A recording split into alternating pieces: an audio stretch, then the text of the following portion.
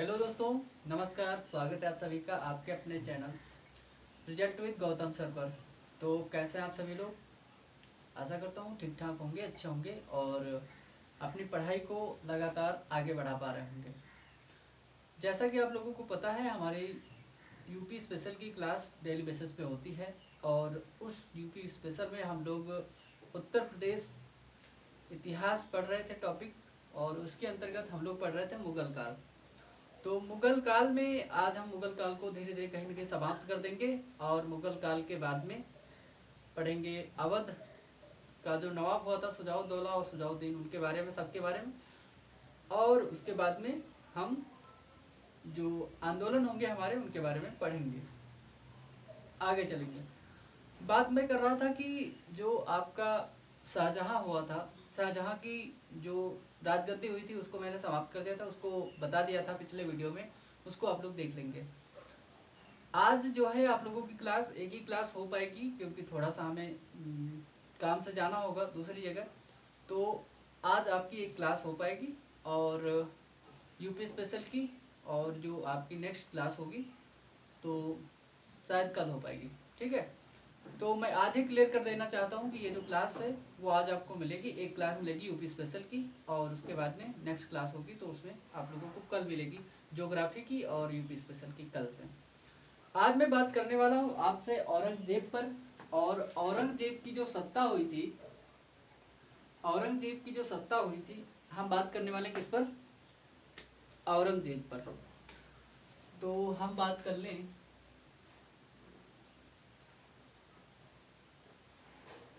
औरंगजेब पर।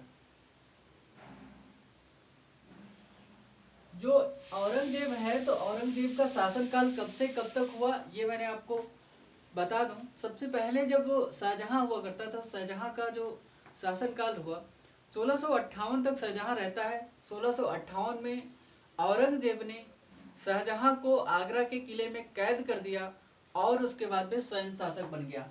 तो 1658 से लेकर के औरंगजेब का शासनकाल जो है 1707 तक रहता है, ये आप लोगों को पता होगा। अगर नहीं पता है तो आप लोग जान लीजिए।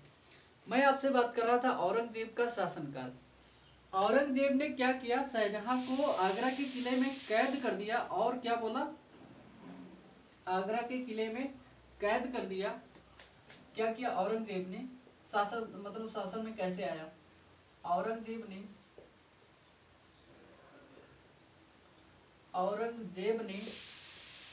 जुलाई 1658 में, जुलाई 1658 में क्या किया? जुलाई 1658 में औरंगजेब ने शाहजहां को, क्या करता है औरंगजेब, जुलाई 1658 में जो उसका पिता हुआ करता था शाहजहां, शाहजहां को कैद कर देता है।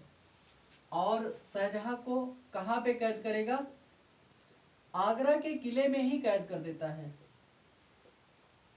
आगरा के किले में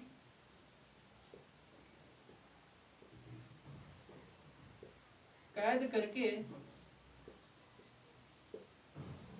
अपना राज तिलक या अपना राज्याभिषेक करवा लेता है। अपना राज्याभिषेक क्या करवाया? अपना राज्याभिषेक करवाया। तो जब शाहजहां को इसने कैद करवा दिया, कैद कर दिया, और उसके बाद में जुलाई 1658 में इसने क्या किया, इसको कैद कराया। कैद करवाने के बाद में आगरा के किले में उसे कैद करवाया और स्वयं आगरा की गद्दी पर जो है अपना राज्याभिषेक करवा लेता है और बैठता है, मतलब स्वयं राजगद्दी पर बैठता है। यही से होता क्या है, औरंगजेब इतना कट्टर मुसलमान हुआ, औरंगजेब इतना कट्टरता हुआ, मतलब उसके अंदर इतनी कूट कूट धार्मिक कट्टरता के कारण ही यहाँ से मुगल काल का जो है, क्या कहते हैं, औरंगजेब की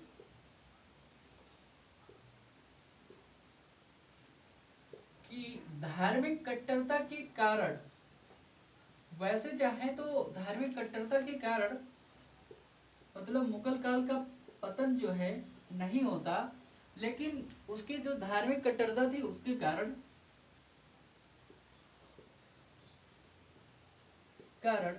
मुगल काल का पतन यहीं से शुरू होता है।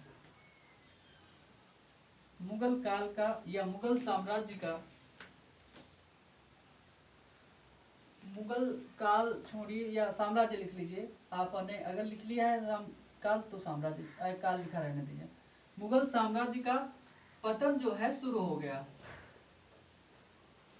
पतन यहाँ से शुरू हो जाता है और हो गया, ठीक है। यहाँ से उसकी धार्मिक कट्टरता इतनी बेकार थी कि मुगल कालीन जो सत्ता इतनी अच्छे से चल रही थी, शाहजहां के काल में, जहांगीर के काल में, अकबर के काल में, हुमायूं और बाबर ने मतलब मुगल काल को इतना अच्छे से स्थापित किया था, लेकिन कहीं न कहीं ये जो औरंगजेब आया, औरंगजेब ने अपने धर्म के लिए मंदिरों का विनाश करवाया, धर्म को जबरदस्ती लोगों को दीक्षित करवाया इसने इस्लाम में।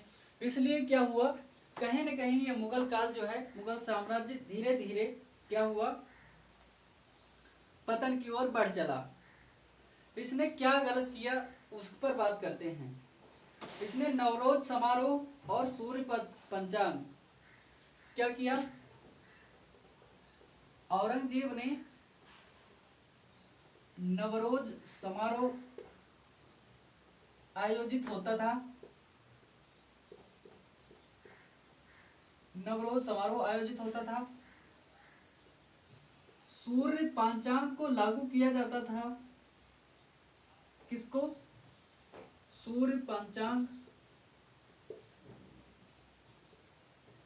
को लागू किया जाता था, तथा कलमा पर कुछ चीजें लिखी हुई हुआ करती थी, जो सिक्के हुए थे, सिक्कों पर कलमा,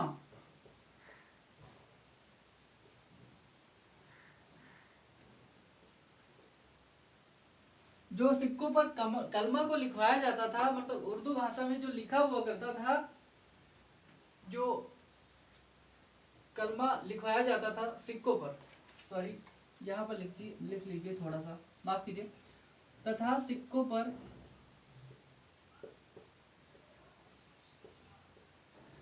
कलमा,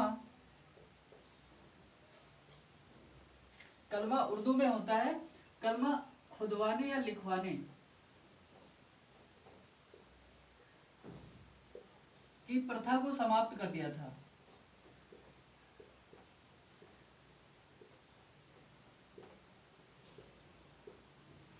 क्या कहा, औरंगजेब ने क्यों समाप्त किया इसको, कलमा को, नवरोज समारोह को, सूर्य पंचांग को, इन सबको समाप्त कर दिया। नवरोज पंचांग मतलब नवरोज समारोह हुआ करता था, उसको समाप्त कर दिया कहीं न कहीं। इसने क्या किया, जो सिक्कों पर कलमा लिखा हुआ करता था, कलमा की खुदवाया जाता था, इस प्रथा को इसने क्या कर दिया, समाप्त कर दिया। कहीं न कहीं औरंगजेब समाप्त इसलिए करता है, वो कहता है कि अगर हम सिक्कों पर कलमा को लिखवाएंगे, हमारी उर्दू भाषा जो है वो बेकार हो जाएगी, खराब हो जाएगी, तो इसलिए वो जो कलमा लिखा हुआ करता था सिक्कों पर, उसको जो है समाप्त करवा दिया। कहा कि अब से जो है सिक्कों पर कलमा को लिखवाया खुदवाया नहीं जाएगा। किसने, औरंगजेब ने ऐसा कर दिया।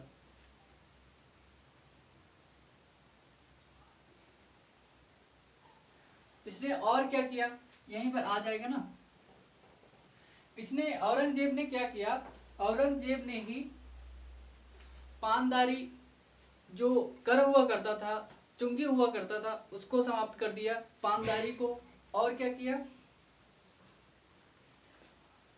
इसने क्या किया, औरंगजेब ने,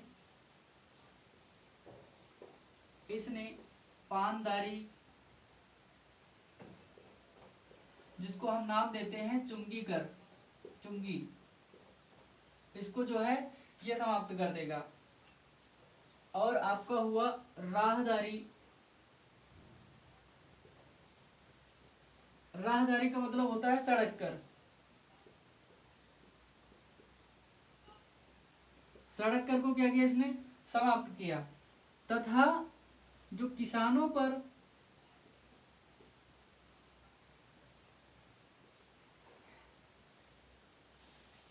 क्या हुआ करता था, किसानों पर, आपको दिखाई दे रहा है ना, ठीक है, जो किसानों पर लगने वाला हुआ करता था एक टैक्स हुआ करता था, अफवाह कर, यहीं पर अगर आ जाए तो लिख लीजिए, किसानों पर लगने वाला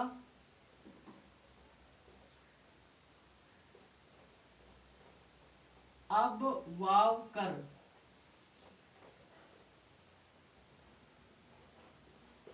को क्या कर दिया, समाप्त कर दिया।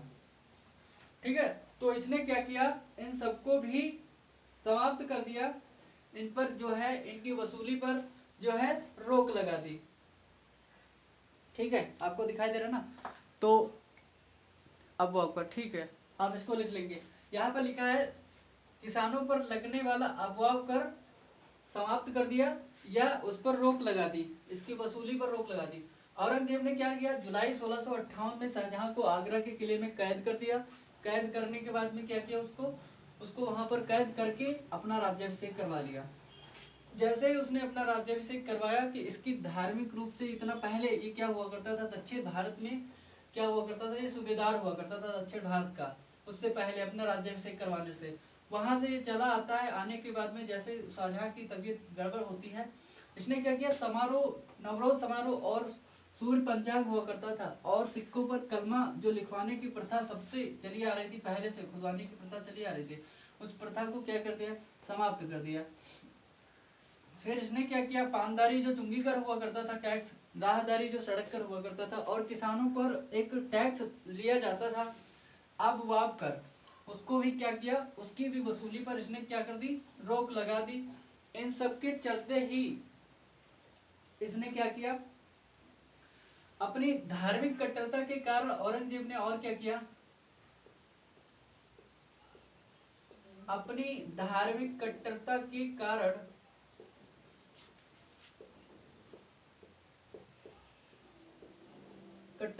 कारण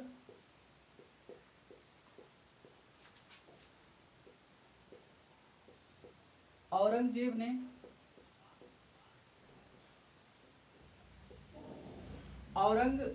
क्या किया, अपनी धार्मिक कट्टरता के कारण ही औरंगजेब ने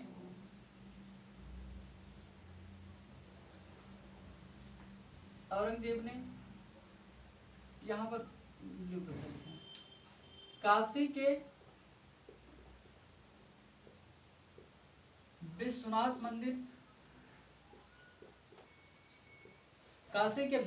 मंदिर तथा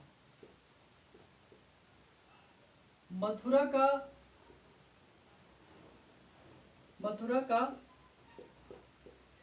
केशव राय, एक मंदिर हुआ करता था केशव राय मंदिर,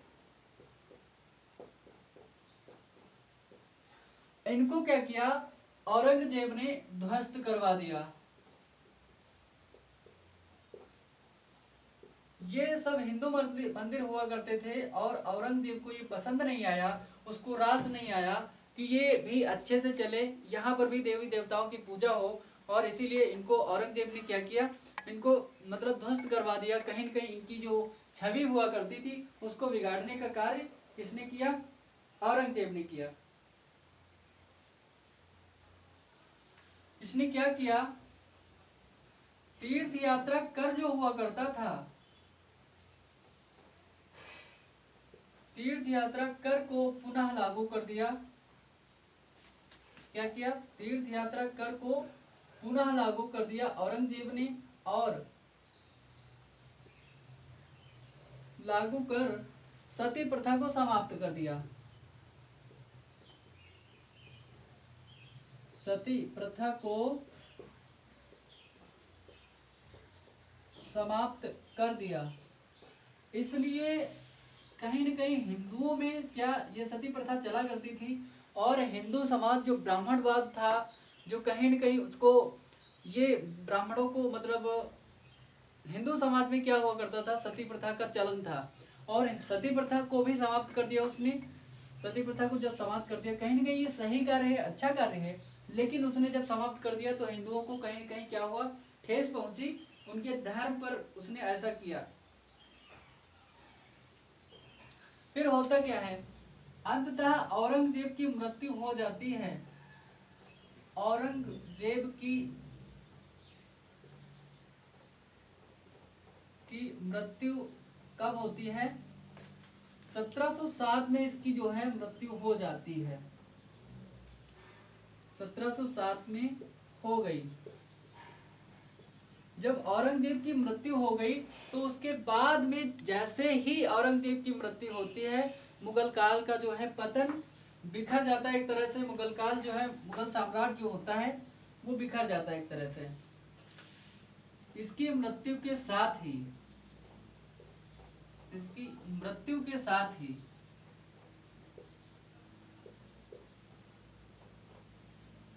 इसकी मृत्यु जैसे ही हुई 1707 में, साथ ही क्या होता है, मुगल साम्राज्य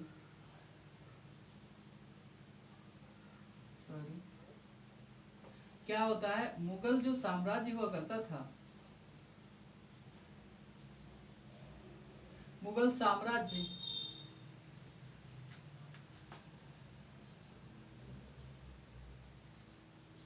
मुगल जो साम्राज्य हुआ करता था वो बिखर गया।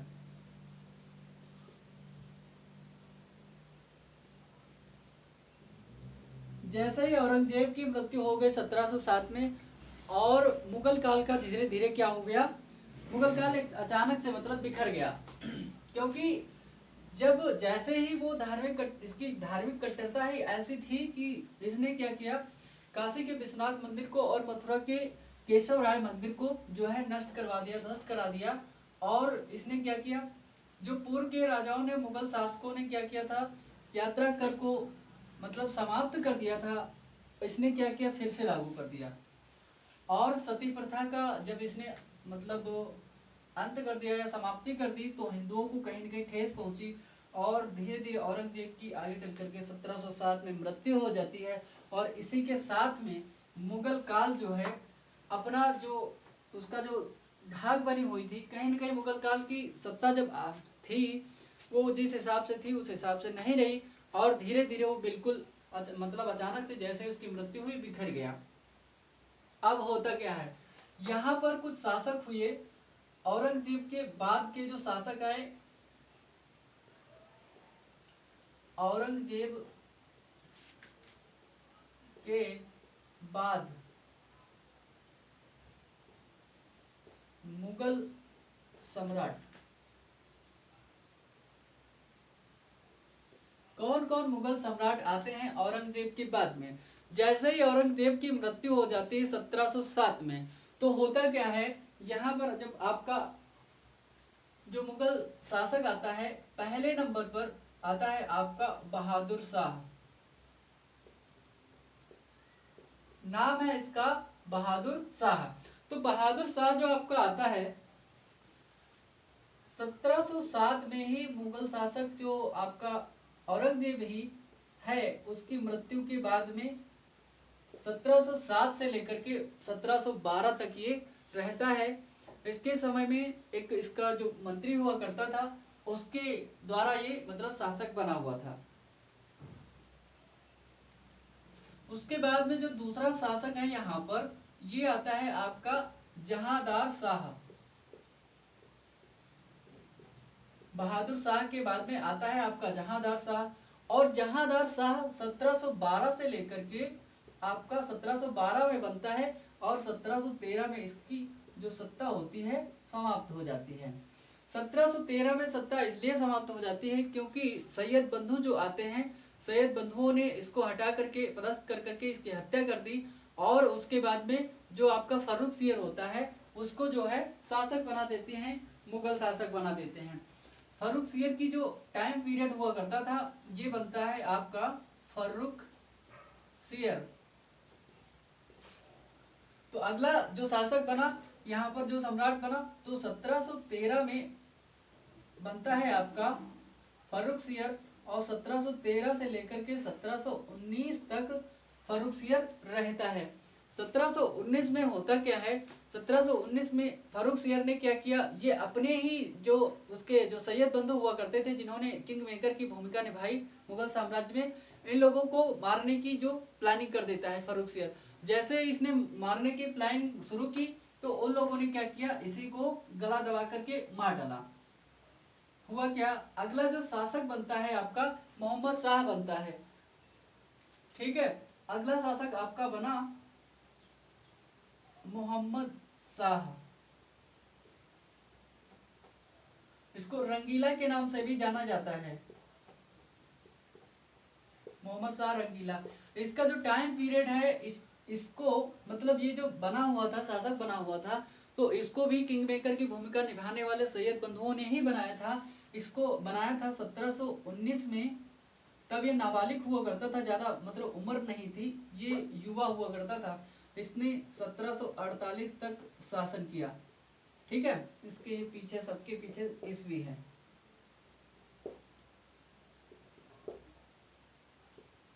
ठीक है, तो इतने तक इसने क्या किया, 1748 तक मोहम्मद शाह रंगीला ने शासन किया।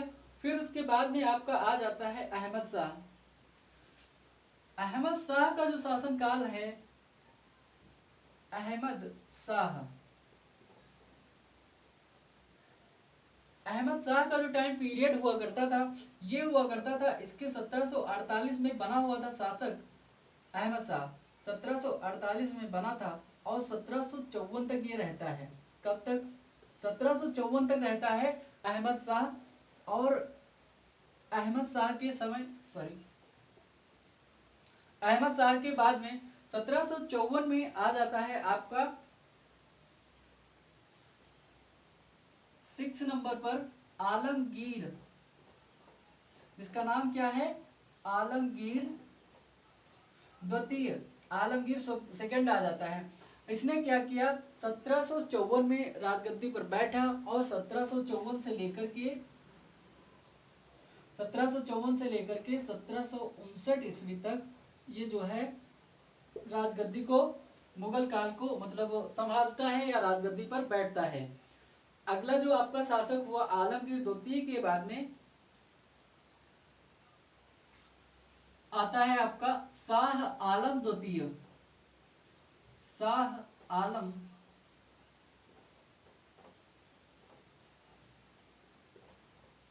शाह आलम द्वितीय।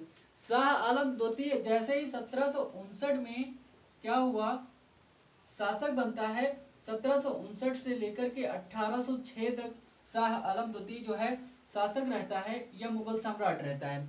इसकी मैं बात करूं तो इसी के टाइम पीरियड में, जब आपका मैं बता रहा था आपसे, जब मोहम्मद आपका, एक मिनट, वॉइस को थोड़ी सी प्रॉब्लम हो रही है, अब ठीक है। मैं क्या कह रहा था, शाह आलम द्वितीय। शाह आलम द्वितीय के टाइम पीरियड में मैंने आपको बताया था बक्सर का युद्ध हुआ था 1764 में। 1764 में होता क्या है, जब 1760 के आसपास उसके जो आपका जो नवाब हुआ करता था, बंगाल का नवाब, बंगाल के नवाब मीर जाफर को अंग्रेज लोग हटा देते हैं, उसको पदस्थ कर देते हैं। उसको हटा करके उसके दामाद मीर कासिम को शासक बनाते हैं। मीर कासिम ने क्या किया, राजधानी को ढाका से ले जाकर के मुंगेर को ट्रांसफर कर दिया, जो कि आज बिहार में मतलब जिले के रूप में है मुंगेर। मुंगेर को राजधानी लेकर के चला जाता है। और फिर उसके बाद में होता क्या है, जब उसने मीर कासिम ने राजधानी को ट्रांसफर करके मुंगेर को लेकर के चला गया, फिर भी अंग्रेजों ने मतलब उस पर भी वही जो मीर जाफर पर लागू कर रहे थे, वही रणनीतियां, वही उसी तरह से लूट मार खसोट, हर तरीके से उसको ही मतलब चूसना एक तरीके से। फिर क्या किया अंग्रेजों ने, अंग्रेजों से वो भी परेशान हो गया, तो उसने भी क्या किया, अवध के नवाब हुआ करते थे तत्कालीन नवाब सुजाउद्दौला को, और ये जो शाह आलम द्वितीय है जो यहाँ पे लिखे हुए हैं, यही वाले शाह आलम द्वितीय को मतलब इनवाइट करते हैं ये आपके अवध के नवाब। अवध के नवाब के साथ भी ये 1764 में क्या करते हैं, बक्सर का युद्ध लड़ते हैं। और उस बक्सर के युद्ध में आपका हेक्टर मुनरो नाम का उनका जो सेनापति हुआ करता था, वो इन तीनों की सेनाओं को हरा देता है। और जब ये तीनों की सेनाएं हार जाती हैं, उसके बाद में भारत को मतलब जब इंडिया पर जो अंग्रेजों की सत्ता होती है 200 वर्षों तक, यहीं से जो इंडिया की मतलब भारत की जो सत्ता होती है, यहीं से शुरुआत हो जाती है अंग्रेजों के शासनकाल की। उसके बाद में होता क्या है, 1765 से लेकर के 1773 तक, जब तक रेगुलेटिंग एक्ट नहीं आता है, तब तक ये लोग खूब अच्छे से बेहतर तरीके से अंग्रेज लोग भारत को लूटते हैं। और अंग्रेज का जो धन मतलब भारत का जो धन होता है, संपूर्ण धन यहाँ पर सोना चांदी जो भी हुआ करता था यहाँ से लेकर के अंग्रेज इंग्लैंड की ओर प्रस्थान होते हैं। तो ये कार्य होता है इनके समय में, ये जो शाह आलम द्वितीय हैं इनके टाइम पीरियड में। ठीक है, समझ में आ गई इनकी कहानी। तो ये शाह आलम द्वितीय हो गए। अगले जो शासक हुए आपके, अगले शासक हैं 8th पोजीशन पे अकबर द्वितीय। अकबर फर्स्ट का नाम तो सुना होगा ना, अकबर द्वितीय है ये। तो ये अकबर द्वितीय कब से कब तक रहते हैं आपके, अकबर द्वितीय रहते हैं आपके 1800 अब आ गया है। तो 1806 से लेकर के 1806 से लेकर के ये रहते हैं आपके 1837 ईस्वी तक। कौन रहता है, अकबर द्वितीय, ये बने रहते हैं शासन में या सत्ता में। ठीक है, तो ये रहे आपके 1806 से लेकर के 1837 तक। कौन रहा, ये रहे आपके अकबर द्वितीय। आपको दिखाई देगा ना, अगर हम 9th पोजीशन के शासक को यहाँ पर लिख दें, इसका नाम है, सॉरी इनका नाम है बहादुर शाह। बहादुर शाह,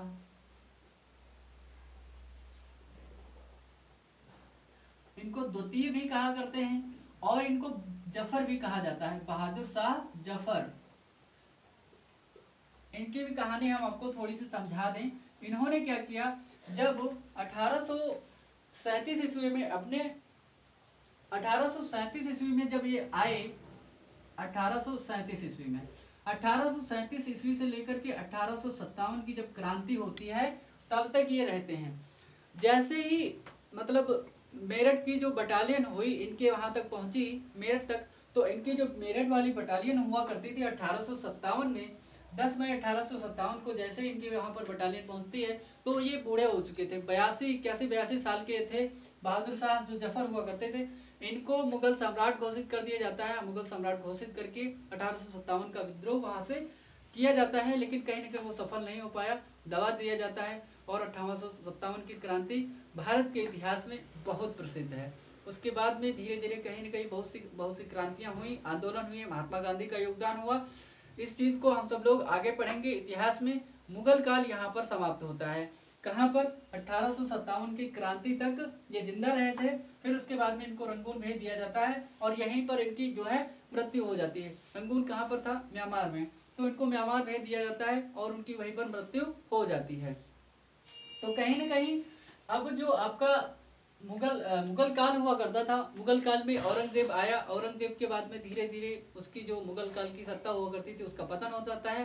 पतन होते हुए मुगल काल धीरे धीरे कहीं ना कहीं इतने शासक होते हुए समाप्त हो जाता है। किसी ने 2 साल, किसी ने 10 साल, किसी ने 30 साल, किसी ने 40 साल सत्ता तो किया। कोई भी औरंगजेब के बाद में ऐसा शासक नहीं आया जो मुगल काल को पुनः स्थापित कर सके। किसी में भी इतनी हिम्मत ही नहीं हुई कि वो दोबारा उसको मतलब दोबारा से स्थापित कर पाए, लेकिन ऐसा हुआ नहीं। अगर कोई कर पाता तो स्थापित हो जाता, लेकिन नहीं हुआ। तो कहीं ना कहीं यहाँ पर मुगल सत्ता जो होती है समाप्त होती है। कल की जो क्लास होगी उसमें हम पढ़ेंगे अवध के नवाब। अवध के नवाब क्योंकि उत्तर प्रदेश से हैं तो अवध के नवाब जरूरी है पढ़ना। उनको पढ़ने के बाद में हम लोग आगे जो है इस टॉपिक को समाप्त करेंगे, फिर अगला नेक्स्ट टॉपिक जो होगा मतलब स्टार्ट होगा। तो तब तक के लिए आप लोग क्लास पर बने रहिए, देखते रहिए। आप सभी का बहुत बहुत धन्यवाद और शुक्रिया, थैंक यू।